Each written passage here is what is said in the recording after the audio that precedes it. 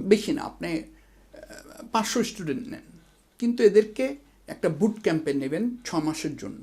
Government থাকা খাওয়া ওদেরকে দিবে, ওরা সকালে আসবে, ফোনটা রেখে আসবে, তালা বন্ধ হবে সকাল 8টায়, রাতে 10টার সময় খাওয়া দাওয়া শেষ করে তালাটা খোলা হবে।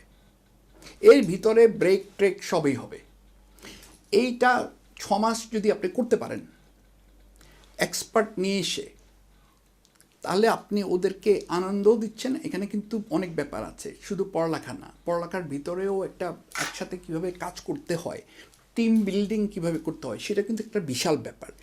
সফট স্কিল যাকে আমরা বলি, কিভাবে কথা বলতে হয়, কিভাবে প্রবলেম সলভ করতে হয়, কিভাবে একজনের সাথে একজনে ভালো ব্যবহার করে একটা জিনিস বের করে আনতে হয়, এই পুরো জিনিসটাই কিন্তু পার্ট অফ দ্যাট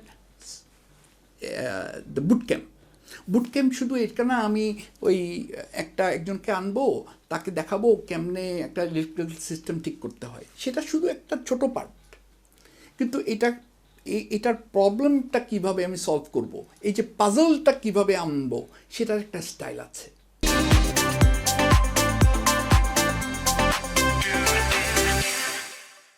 এই যে আমি কাস্টমারকে জিজ্ঞেস করি কী প্রবলেম তোমার, এই যে কোয়েশ্চেন অ্যান্ড অ্যান্সার সেশনটাও কিন্তু সুপার ইম্পর্টেন্ট।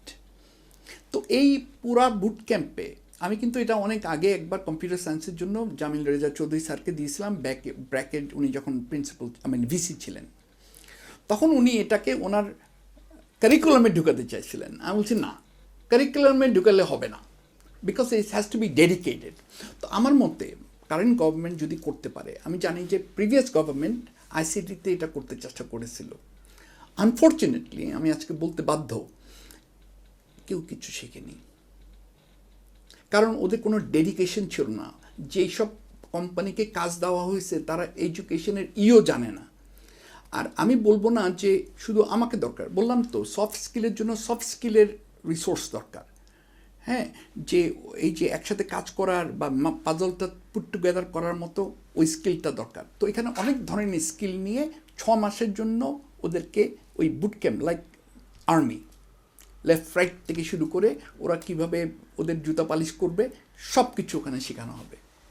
এখন 8 লাখ লোক যদি কাজ করে 20,000 টাকা করেও কামায়, তাহলে এই 8 লাখ লোকের 20,000 টাকা কোথায় যাচ্ছে?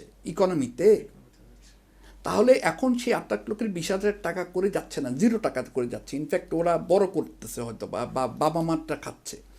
এই যে 8 লাখ লোককে আপনি যখন একটা কাজ 6 মাসের ইনভেস্টমেন্ট করে আপনি 2 বছরে ওই ইনভেস্টমেন্টটা রিকুপ করতে পারবেন, 3-4 বছরে আপনি ওটাকে অন্য লেভেলে নিয়ে চলে গেলেন।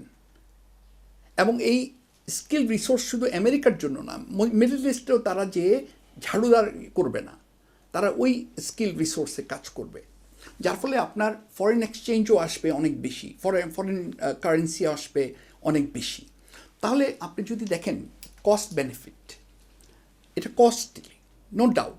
যদি আপনি ওয়ার্ল্ড ক্লাস করতে চান, আমাদের ওয়ার্ল্ড ক্লাস ফেসিলিটি আছে, আমি দেখেছি, কিন্তু ওয়ার্ল্ড ক্লাস অ্যাপ্রোচ, মেথোডোলজি এবং শিক্ষক লাগবে যারা পুশ করে এটাকে ওই পর্যায়ে নিতে পারবে।